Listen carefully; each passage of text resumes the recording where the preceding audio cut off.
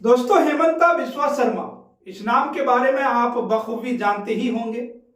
वही जो असम के मुख्यमंत्री हैं, असम के मुख्यमंत्री हेमंता बिस्वा शर्मा, जिन्होंने मुसलमानों पर अत्याचार की सारी हदें पार कर चुकी है। अब खुद उन पर ऐसी आफत आ पड़ी है कि वह देश छोड़कर दुबई भागने की फिराक में लगे हुए हैं। दोस्तों, हेमंता बिस्वा शर्मा के खिलाफ ऐसे कौन से सबूत मिले हैं जिसने उनकी नींद को हराम कर दिया है, उनकी नींद उड़ा रखी है।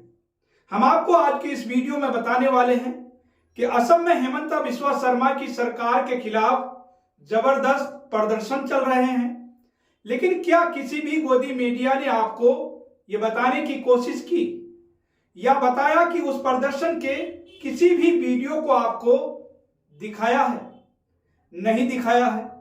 कुछ महीने पहले दोस्तों, हेमंता बिस्वा शर्मा ने 3500 बीघा जमीन अडानी को पावर प्लांट लगाने के लिए दे दी थी और 3000 बीघा जमीन किसी दूसरी प्राइवेट कंपनी को दे दी थी और उस जमीन पर रहने वाले गरीब मुसलमानों को यह कहकर भगा दिया कि वह बांग्लादेशी है और अवैध तरीके से असम में रह रहे हैं। यह प्रोपेगेंडा इसलिए फैलाया गया कि इन गरीब मुसलमानों पर हो रहे अत्याचार पर कोई भी आवाज ही नहीं उठा सके।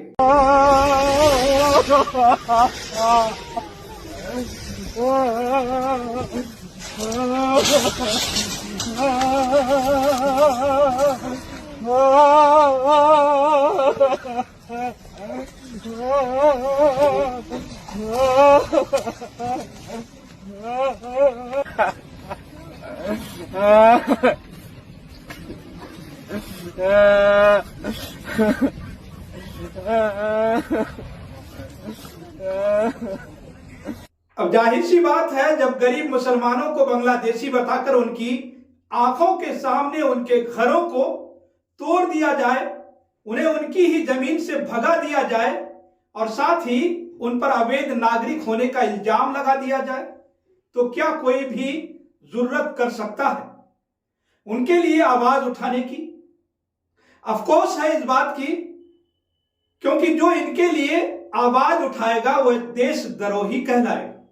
जी हाँ दोस्तों, हेमंता बिस्वा शर्मा की सरकार ने कितनी ही चालाकी से गरीबों को बेघर भी कर दिया और लोगों के मुंह भी बंद कर दिए और हजारों बीघा जमीनें अडानी को और प्राइवेट कंपनी को दे दी। असम में लोगों ने खूब प्रदर्शन किया, लेकिन किसी भी मेन स्ट्रीम मीडिया उन्हें जगह तक नहीं दी। इसके बाद असम के लोग दिल्ली भी आए, यहां पर भी आकर प्रदर्शन किया, लेकिन फिर भी गोदी चैनलों ने उन्हें अपनी स्क्रीन पर जगह तक नहीं दी, क्योंकि जगह मिलेगी तो मुद्दे खुलेंगे तो मोदी और अडानी की मित्रता का पर्दाफाश भी हो जाएगा और हेमंता बिस्वा शर्मा के लिए जो मुसीबत खड़ी हो जाएगी सो ये अलग है, क्योंकि कुछ महीने के बाद ही असम में चुनाव होने वाले हैं।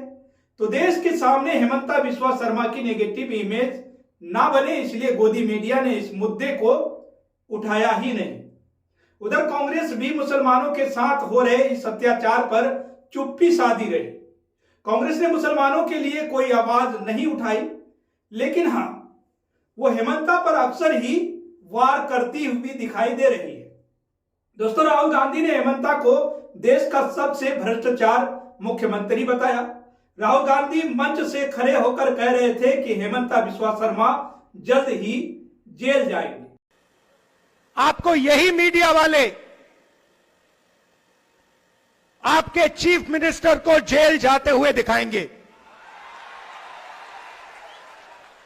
और इससे उनको ना मोदी बचा पाएगा, ना अमित शाह बचा पाएगा। आप देखना। तो दोस्तों, सुना आपने, यहां तक कि हेमंता बिस्वा शर्मा के करप्शन के सारे राज खुद मोदी और अमित शाह को भी पता है। तभी तो एक प्रेस कॉन्फ्रेंस में जब पत्रकार ने पूछा कि क्या हेमंता बिस्वा शर्मा भ्रष्टाचारी है, तो शाह ने सफाई देने के बजाय जवाब ही गोल कर दिया। जरा सुनिए अमित शाह ने क्या कुछ कहा। हेमंत शर्मा जी करप्ट थे या नहीं थे? चलो भैया।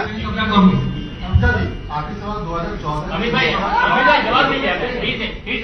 जी मैं जवाब देना नहीं चाहता इसका, इस तरह से क्वेश्चन नहीं करते भैया। दोस्तों, इधर गौरव गोगोई और हेमंता अक्सर ही एक दूसरे पर इल्जाम लगाते हुए दिखते हैं। कुछ महीने पहले हेमंता ने कांग्रेस के सांसद गौरव गोगोई पर एक बड़ा आरोप लगाया था। आरोप था कि गौरव गोगोई पाकिस्तान के एक बड़े एजेंट हैं।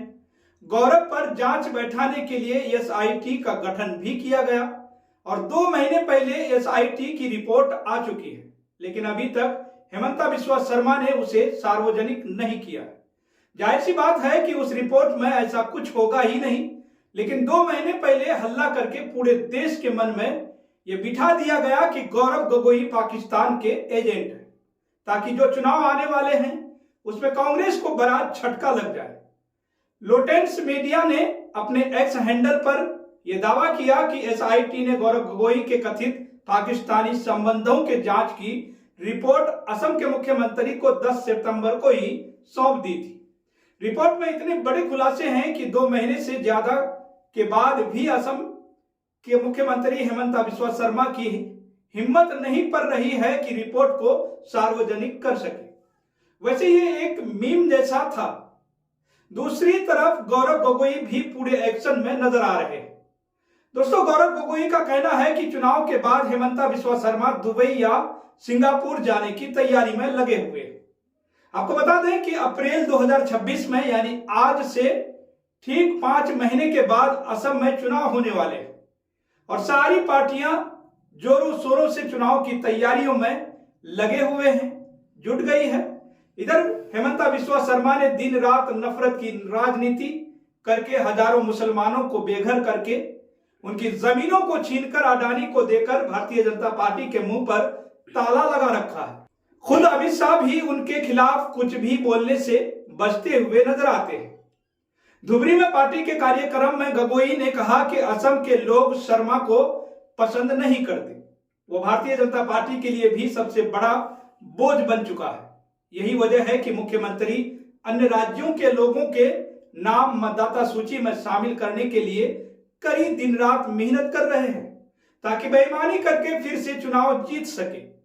दोस्तों, एसआईआर के जरिए वोट चोरी के नाम पर कांग्रेस लगातार भारतीय जनता पार्टी पर निशाना साध रही है, लेकिन उन मुसलमानों के लिए एक शब्द भी बोलते हुए नहीं दिख रही है, जिनके साथ नाइंसाफी हुई, जिनके घर तोड़ दिए गए, जिनको उनकी जमीनों से बेदखल कर दिया गया। असम के चुनाव में इस बार असदुद्दीन अवैसी की भी जबरदस्त एंट्री होने वाली है। आपको याद होगा कि बिहार के चुनाव से पहले ऑल इंडिया मजलिस इत्तेहादुल मुस्लिमीन के लोग इंडिया अलायंस से कहते रह गए कि उन्हें भी अलायंस में शामिल कर लिया जाए, लेकिन उन्हें जगह नहीं दी गई। बिहार चुनाव में आरजेडी और कांग्रेस का क्या हाल हुआ है, ये तो आप सबने देख ही लिए है। अगर असदुद्दीन अवैसी की पार्टी को शामिल कर लेते तो कुछ और सीटें मिलने की शायद उम्मीद बढ़ जाती। बिहार चुनाव में असदुद्दीन अवैसी की पार्टी ने जिस तरह शानदार प्रदर्शन किया है, उसको नजर में रखते हुए एआईडीएफ के प्रमुख बदरुद्दीन अजमल ने यह फैसला किया है कि इस बार चुनाव में उनका अलायंस असदुद्दीन अवैसी के साथ रहेगा। दोनों पार्टियों ने सीटों का बंटवारा भी कर लिया है। अब दोनों पार्टियां मुसलमानों के हितों के लिए एक साथ मिलकर चुनाव लड़ेंगी और इस खबर ने हेमंता बिस्वा शर्मा की नींद उड़ा रखी है। एक तरफ कांग्रेस लगातार हेमंता बिस्वा पर हमले कर रही है, तो वहीं दूसरी तरफ से असम के मुसलमान और उनकी पार्टियां भी एकजुट हो रही है। इस पूरी खबर पर आपकी दोस्तों क्या राय है? क्या असम में भी असदुद्दीन अवैसी कोई बड़ा खेल कर पाएंगे? इस बार हेमंता बिस्वा शर्मा का क्या होगा? दोस्तों, आपकी जो भी राय हो, आप अपनी राय हमारे कमेंट बॉक्स में जरूर लिखिएगा। साथ ही दोस्तों, अगर आपने अभी तक केनी न्यूज को सब्सक्राइब नहीं किए हैं तो सब्सक्राइब जरूर कर लें और बेल आइकन को भी दबाना